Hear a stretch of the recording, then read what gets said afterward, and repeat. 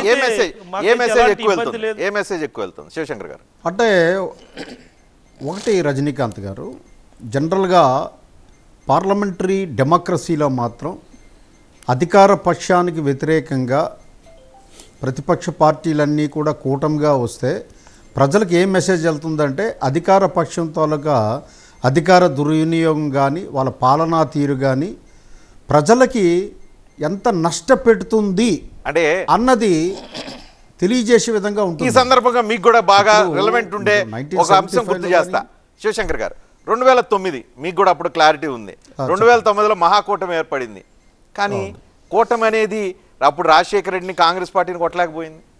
మరి దానికి ఇప్పుడు మీరు ముగ్గురు ఏర్పడే కూటమికి ఏమి కంపారిజన్ ఉండే అవకాశం ఉంది? లేకపోతే ఎట్లా అప్పుడుకి వేరు ఇప్పుడు వేరు అని ఎట్లా చెప్పగలుగుతారు?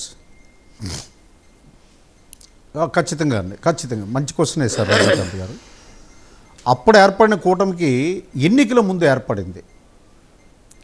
పవన్ కళ్యాణ్ గారు 2 సంవత్సరాల క్రితమే విపటం సభలో చెప్పారు, ఈ ప్రభుత్వం తాలూకా పరిపాలన తీరు చాలా ఘోరంగా ఉంది, ప్రజాస్వామ్యం మంట కలుపుతుంది, కాబట్టి ప్రభుత్వ వ్యతిరేక ఓటు చీలకుండా ప్రజలని రక్షించే బాధ్యత తీసుకుంటానని చెప్పారు. గత 2 సంవత్సరాల నుంచి ప్రజలను ఎడ్యుకేట్ చేస్తూనే వస్తున్నారు రజనీకాంత్ గారు. That is the difference.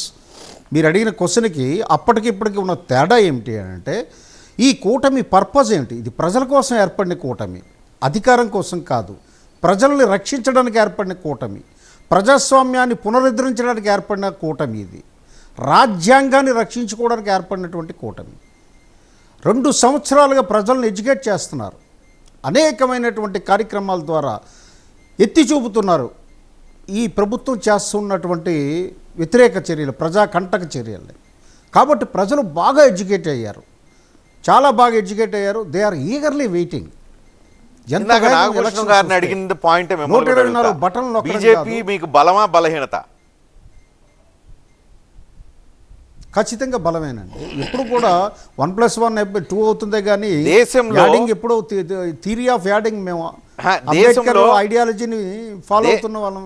దేశవ్యాప్తంగా రామ మందిర నిర్మాణం అనేది ఒక పెద్ద సమస్యకు సొల్యూషన్ దొరికిన మెజారిటీ పబ్లిక్ యాక్సెప్టెన్స్ ఉన్నా కూడా మైనారిటీలో ఒక అభద్రతాభావం తద్వారా మరింత పెరిగింది అనేది అనేక మంది అంచనాలు కడుతూ ఉన్న పరిస్థితి కనిపిస్తుంది. ఈ నేపథ్యంలో ఆంధ్రప్రదేశ్లో 3 నుంచి 4% మైనారిటీ ఓట్లు లాస్ అయ్యే అవకాశాన్ని మీరు గుర్తించట్లేదా? కూటమి అలాంటి అవకాశం ఉండదని ఎందుకు అనుకుంటున్నారు?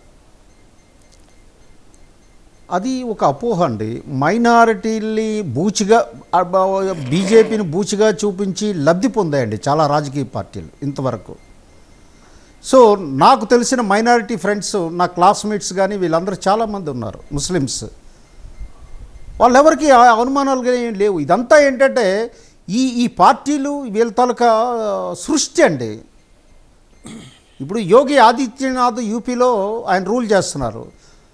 All minorities are very happy they.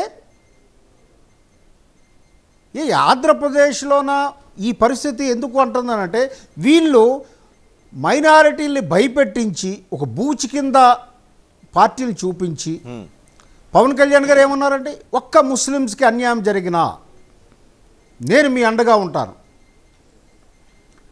చెప్పడం జరిగింది. వాళ్ళలో ఒక ట్రస్ట్ ఏర్పడింది. కాబట్టి అటువంటి అపోహ కానీ అటువంటిది ఏమి ఉండడానికి మీ ద్వారా, మీ ఛానల్ ద్వారా తెలియజేస్తున్నానండి. ఇదంతా వీళ్ళు చేస్తున్న సృష్టి, ఇది వాళ్ళ లబ్ధి కోసం తప్ప అందులో వాస్తవం లేదని తెలియజేస్తున్నాను. Right sir, thank you very much. ఈరోజు